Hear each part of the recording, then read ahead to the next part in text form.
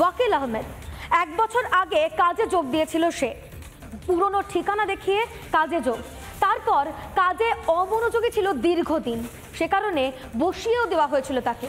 কিন্তু এই ওয়াকিল আহমেদ আসলে কাজটা কি করত তা নিয়ে ধোঁয়াশা রয়েছে প্রতিবেশী এবং পরিজনদের মধ্যেও। আজ ফের ওয়াকিলকে তলব করেছে এনআইএ। এনআইএ র্যাডারে তপসিয়ার হোটেলে নিরাপত্তা রক্ষী মোহাম্মদ ওয়াকিল। সন্ত্রাসীদের সঙ্গে তার যোগাযোগ রয়েছে বলে সন্দেহ। হুগলির চাপদানির একটি এজেন্সির মাধ্যমে তপসিয়ার এই হোটেলে কাজে যোগ দেয় মোহাম্মদ ওয়াকিল। গত 1 বছর ধরে এই ওয়াকিল আহমেদ এই তপসিয়ার যে হোটেল, এই যে 6তলা হোটেল, এই হোটেলে কাজ করছিল। তবে দেখো, সূত্র মারফত যে জানা যাচ্ছে, হোটেলের যারা কর্মী রয়েছেন তারাই জানাচ্ছেন বেশ কয়েক মাস ধরে, বলা ভালো প্রায় 3 থেকে 4 মাস ধরে অমনোযোগী ছিল এই ওয়াকিল আহমেদ, যে কারণে যে এজেন্সির সঙ্গে তিনি কাজ করতেন, যে সিকিউরিটি এজেন্সি, সেই সিকিউরিটি এজেন্সির তরফে তাকে বসিয়ে দেওয়া হয়, অর্থাৎ এক কথায় সাসপেন্ড করাতে হয়েছিল এই ওয়াকিল আহমেদকে। কেন নিরাপত্তারক্ষীর কাজে অমনোযোগী হয়ে পড়েছিল ওয়াকিল? তাহলে কি দেশ বিরোধী কাজ করতে গিয়েই দায়িত্বের ঢিলেমি? ধোঁয়াশা আরো আছে ওয়াকিলের আধার কার্ডে দেওয়া পুরনো বাড়ির ঠিকানা। সেই ঠিকানা দেখেই হুগলির চাপদানির একটি এজেন্সির মাধ্যমে হোটেলে নিরাপত্তারক্ষীর কাজ পেয়েছিল ওয়াকিল। তবে কি প্রথম থেকে দেশ বিরোধী কাজে যুক্ত ছিল ওয়াকিল? তাই কি বাড়ির ঠিকানা নিয়ে এত লুকোচুরি? আধার কার্ডের ঠিকানা অনুযায়ী গোড়াচাঁদ রোডের ওয়াকিলের পুরনো বাড়িতে পৌঁছন রিপাবলিক বাংলার প্রতিনিধি।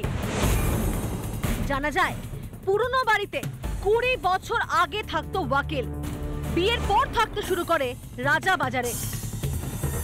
এখানে যার পরিবারের সদস্যরা যারা রয়েছেন তারা কার্যত কথা বলতে অস্বীকার করছেন এবং তারা বলছেন যে বহু বছর আগে সে জুতোর কাজ করত, তারপর সে হোটেলে ব্যবসায় কখন যায় তারাও জানেন না। বহু বছর ধরে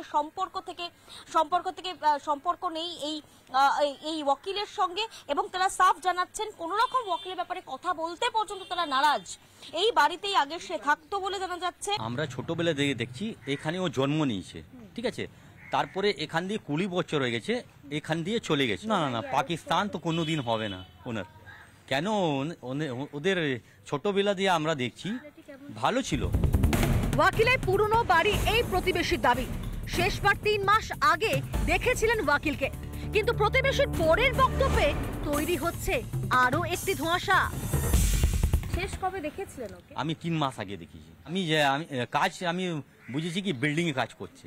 আচ্ছা, ফ্ল্যাট বিল্ডিং তৈরি করছে। সিকিউরিটি গার্ড হিসেবে? না না, বিল্ডিং এ মানে ঠিকা নিয়ে কাজ করছে।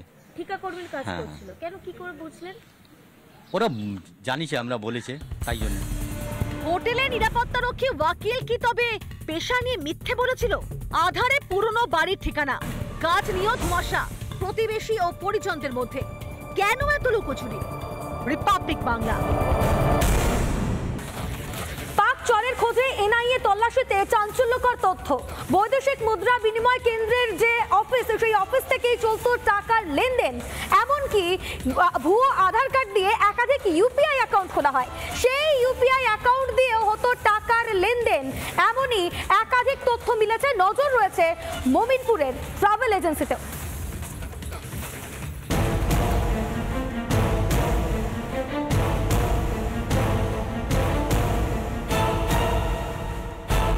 পেহেলগাঁও হামলার পরে একাধিক জায়গা থেকে পাক চর ধরা পড়ে।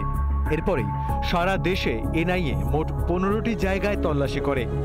কলকাতায় মমিনপুর, পার্ক স্ট্রিট, তপসিয়া সহ একাধিক জায়গায় তল্লাশি চালায়। সেই তদন্ত যত এগোচ্ছে ততই একের পর এক চাঞ্চল্যকর তথ্য সামনে আসছে।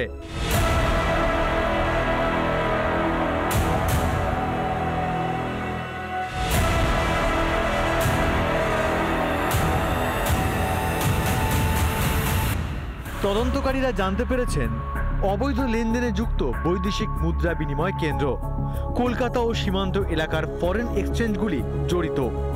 বৈদেশিক মুদ্রা বিনিময় কেন্দ্রগুলিকে কমিশনের টোপ দেওয়া হতো। কমিশনের টোপ দিয়ে পাঠানো হতো টাকা। পাক গুপ্তচরদের টাকা পাঠাতো আইএসআই। আধার কার্ড দিয়ে তৈরি করা ইউপিআই আইডির মাধ্যমে পৌঁছে যেত পাকিস্তানের চরদের কাছে। ইতিমধ্যেই প্রায় 50টি এমন অ্যাকাউন্ট চিহ্নিত করা হয়েছে ন্যাশনাল ইনভেস্টিগেশন এজেন্সির তরফ থেকে।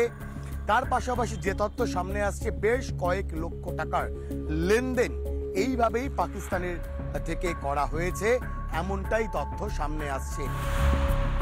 এমনই মানি ট্রেলের সন্ধান পেতে গিয়ে এনআইএ এর নজরে পড়ে তপসিয়ার একটি হোটেলের নিরাপত্তারক্ষী মোহাম্মদ ওয়াকিল এবং মোমিনপুরে একটি ট্রাভেল এজেন্সির ওপর।